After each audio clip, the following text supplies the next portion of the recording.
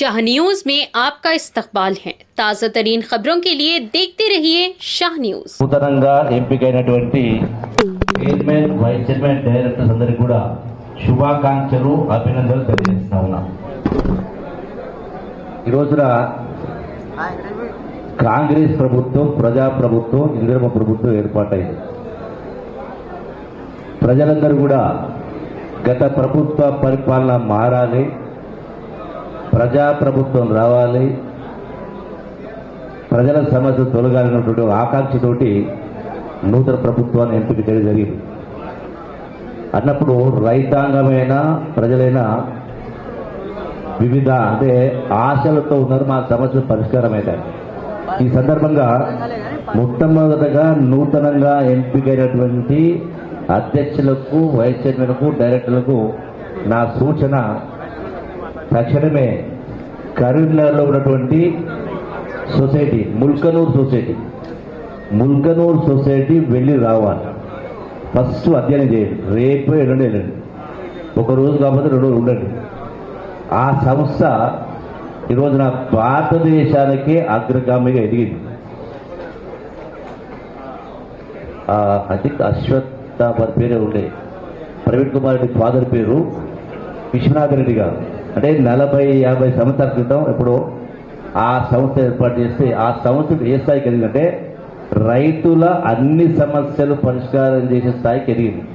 అంటే కేవలం మార్కెట్లో జనరల్గా ఏంటంటే మార్కెట్ అంటే వచ్చిన వడ్లను కొనడం, కొనుగోలు చేయడం అంతవరకు పరిమితం అవుతుంది. అది కాదు, రైతుకు సంబంధించిన అంటే ఆదాయం పెంపొందించడం కోసం, వాళ్ళ యొక్క సమస్య పరిష్కారం కావడం కోసం అన్నీ కూడా అందులో ఎలా స్వచ్ఛంగా కళ్ళకట్ట కనపడతావు. ఆ కుటుంబంలో ఏదైనా పెళ్ళైనా సొసైటీ అప్పిస్తుంది. ఆ కుటుంబంలో మరణించిన దాన సంస్కారాలు కూడా డబ్బులు ఇస్తుంది. ఆ కుటుంబాలలో, రైతు కుటుంబాలలో పిల్లల చదువులకు కూడా రుణం ఇస్తుంది. రైస్ మిల్స్ ఉన్నాయి, ఆయిల్ మిల్స్ చాలా ఉన్నాయి. వాటి ఉత్పత్తులు కూడా ఉన్నాయి. అంటే ఆ స్థాయికి ఎదిగింది.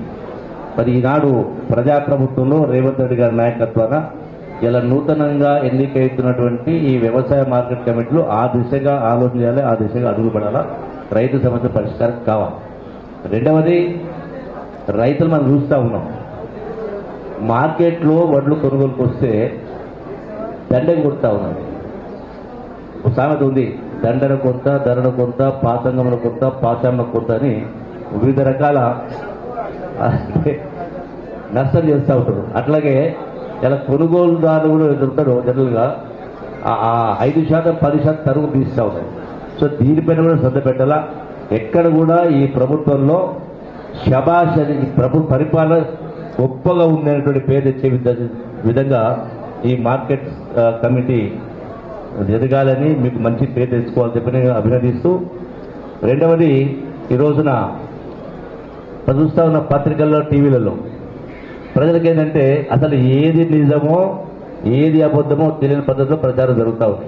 వాస్తవాలు కింద మీరంతా చూస్తూ ఉన్నది. ఈ ప్రభుత్వం వచ్చి 9 మాసాలే. మరి 9 మాసాలనే అసలు ప్రభుత్వం వచ్చిన 4 రోజులకే విమర్శలు మొదలైనవి. ఎక్కడ పోయా ఇంకా రుణమాఫీ కాలేదు, మీరు చెప్పిన 6 గ్యారెంటీలు అమలు కాలేదు అనే పద్ధతిలో విమర్శలు గుప్పిస్తూ ఉన్నారు. అంటే ఈ ప్రభుత్వం ఏదో తప్పు చేసినట్టుగా, వాళ్ళు గొప్ప పరిపాలన చేస్తే మేము నాశనం చేసినట్టుగా మాట్లాడుతూ ఉన్నాం. మనందరం కూడా ఈ రోజున ప్రజలను చైతన్యం చేయాల్సిన అవసరం ఉంది. ఒకసారి జ్ఞాపకం చేయాలి. ఈ ప్రభుత్వం వచ్చిన సందర్భంగా మన ముఖ్యమంత్రి రేవంత్ రెడ్డి మాట్లాడుతూ ఉంటారు, 6 అడుగులైనా బంగారు పల్లెల్లో అధికారాన్ని అప్పచెప్పినని మాట్లాడి, ఏముందా బంగారు పల్లె పెట్టి చూస్తే మరి 7,80,000 కోట్ల అప్పు. ఇలా నెలకు ఈ ప్రభుత్వం రాష్ట్ర ఖజానా నుంచి అప్పు చేసి నెలకు 5,000 కోట్ల రూపాయలు వడ్డీ కడతా ఉన్నాం. అంటే గత కేసీఆర్ గొప్ప పరిపాలనలో చేసినటువంటి అప్పుకు ఈ 9 మాసాల్లో సుమారుగా 45,000 కోట్ల అప్పు తెచ్చి ఆ కంతులకు వడ్డీ కట్టాలి సరిపోయింది. మరి రాష్ట్రంలో హైదరాబాదు గొప్ప ఆదాయ వనరు. గడిచిన 10 సంవత్సరాలు సుమారుగా 18 లక్షల కోట్ల ఆదాయం వచ్చింది. మళ్ళీ 8 లక్షల కోట్ల అప్పు.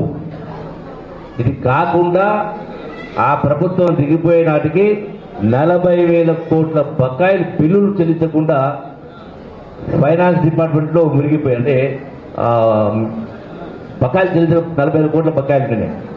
అంటే ఇన్ని ఉన్నా కూడా మళ్ళీ చేసిండ్రు తెలియాలి. కాబట్టి ఆ ప్రభుత్వం అంటే 2023 సెప్టెంబర్ అక్టోబర్ అంటే ఎన్నికల కంటే ఒక నెల ముందు రైతు బంధు, ఆనాటి పేరు రైతు బంధు చెల్లించడానికి హైదరాబాద్లో ఉన్న అక్షయ పాత్ర లాంటి రింగ్ రోడ్డులు అమ్మేసింది 7,000 కోట్లు 35 సంవత్సరాలు. అంటే సంవత్సరానికి సుమారుగా 1000 కోట్ల ఆదాయం వచ్చేటు. 35 సంవత్సరాలు అంటే 35,000 కోట్లని కేవలం 7,000 కోట్లు అమ్మేసి. మరి ఎంత గొప్ప పరిపాలన ఉంది. అయినా కూడా ఈనాడు ఈ ప్రభుత్వం సోనియా గాంధీ నాయకత్వాన, మల్లికార్జున ఖర్గే నాయకత్వాన, రాహుల్ గాంధీ నాయకత్వాన ఇన్ని ఇబ్బందులున్నా, ఇన్ని కష్టాలున్నా కూడా చెప్పిన మాట నిలబెట్టుకోవాలని ఇలా ఒక్కొక్కటి 6 గ్యారెంటీలు ఒక్కొక్కటి అమలు చేసుకుంటూ రావడం జరిగింది. ఇప్పటికే చెప్పినటువంటివి అది ఆర్టీసీ ఫ్రీ బస్ అయినా, అట్లాగే గ్యాస్ సిలిండర్ అయినా, 200 యూనిట్ కరెంట్ అయినా, అట్లాగే అది ఆరోగ్యశ్రీకి సంబంధించి 5 లక్షల రూపాయలు 10 లక్షలు పెంచడమైనా, రుణమాఫీ 30,000 కోట్లు అంచనా వేయడం జరిగింది. అందులో స్పష్టంగా చెప్పడం జరిగింది, జీవోలో స్పష్టంగా ఉంది. క్యాబినెట్ నిర్ణయం ప్రకారమే, ఎన్నికల మేరకు చెప్పిన ప్రకారమే 2 లక్షల రూపాయల లోపు